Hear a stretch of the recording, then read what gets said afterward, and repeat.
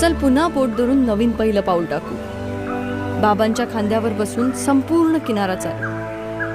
नवीन जाणीवांची सप्तपदी सुरू होताना जुन्या उणीवांची यादी मात्र मागे राहिली.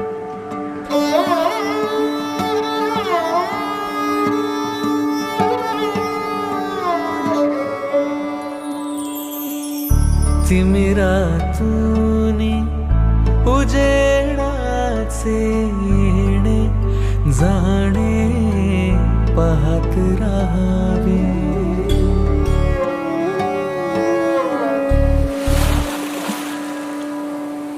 स्वप्न नव्याने काल आजचे थोडे थोडे पाहत राहावे.